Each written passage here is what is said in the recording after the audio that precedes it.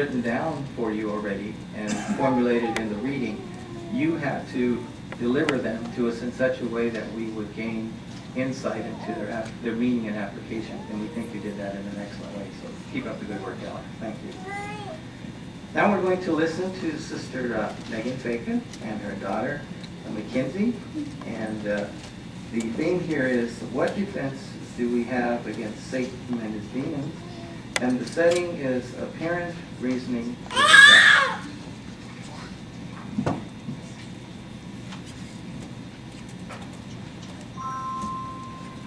Mackenzie, how was school today? It was okay, I guess. You don't sound so happy. Did something happen?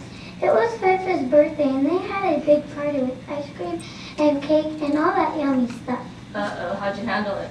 I told them no thank you, and Ryan, Fiona, and I played in the other room. Oh, that's so good. I'm really proud of you. But Uh-oh, what else happened? some of the girls started making fun of us and saying that being a Jehovah's Witness was stupid.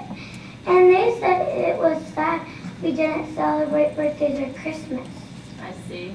That's really hard, isn't it? Sometimes girls can be really mean. And I'm sorry you had to go through that. But do you know what?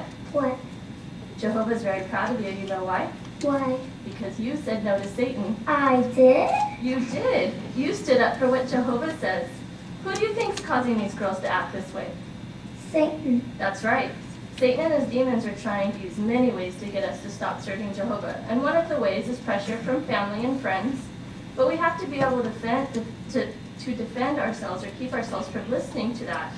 Can you think of any examples in the Bible where one of Jehovah's loyal servants had people making fun of him for serving Jehovah?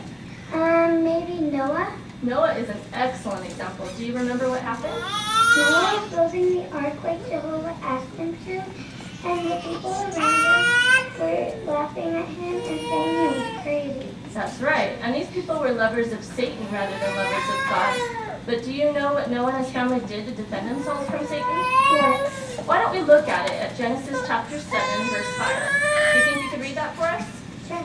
It's Genesis 7, verse 5. It's right there at the bottom. And it says, and Noah proceeded to do according to all that Jehovah had commanded him. Exactly. So what does it say that Noah and his family did to defend themselves from Satan? By doing exactly what Jehovah asked him to do. Good. Now I'm sure it was really hard for Noah and his family to have all these people laughing at them, just like you did.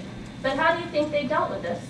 Sometimes when I'm at school and kids make fun of me, I pray to Jehovah. That's excellent, Mackenzie. That's exactly what Noah did too. You know, another example of someone who prayed to Jehovah when they were having issues with Satan? Who? Daniel did. Do you remember when he got thrown in the lion's pit? That must have been really scary, huh? But he prayed to Jehovah and he shut the mouths of those lions and they didn't hurt Daniel, did they? Nope. Now, there's a lot of examples of faithful servants, but just to show you how important prayer really is to Jehovah, especially when we need him the most, there's an example that doesn't get talked about quite as much as Noah and Daniel. His name was Jehoshaphat. Actually, here, let me show you in my book of Bible stories. It's on story number 67. Do you see this is Jehoshaphat here? You see how his arms are raised up to the sky? Who do you think he's talking to? Jehovah. Yes, he was.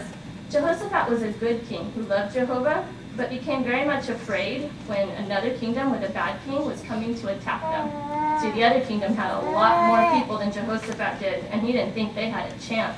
So he prayed to Jehovah. Why don't we read about it really quickly? It's in 2 Chronicles chapter 20, verses 6 and 12. At the beginning of 6 here, it says, and he proceeded to say, "Oh, Jehovah, the God of our forefathers." So imagine, his arms are raised up, he's praying to Jehovah. Now down at 12, the end of his prayer, he says, "Oh, our God, will you not execute judgment upon them? For in us there is no power before this large crowd that is coming against us. And we ourselves do not know what we ought to do, but our eyes are towards you." They were scared. They were praying to Jehovah for help because they did not know what to do. Just like you were scared. But you know what happened? What? Jehovah helped them. He caused the other soldiers to fight against themselves so that when Jehoshaphat and his army got there, they were all dead. They didn't have to fight. Wow, that's so cool. Now, Mackenzie, another thing we can do to keep ourselves strong against Satan is to stay regular with our study of Jehovah. We do that at our family study, but we can also do it with going to all the meetings and learning about Jehovah as much as we can. Thanks, Mommy. I will do everything I can to stay strong to Jehovah because I love him, and I want to be like Noah, Daniel, and Jehoshaphat, and I want to make Jehovah happy, not Satan. I'm really glad to hear that. And remember too that talking to me and Daddy anytime you feel this way is another way to stay strong against Satan, because we love you and we'll do anything we can to help you. Okay.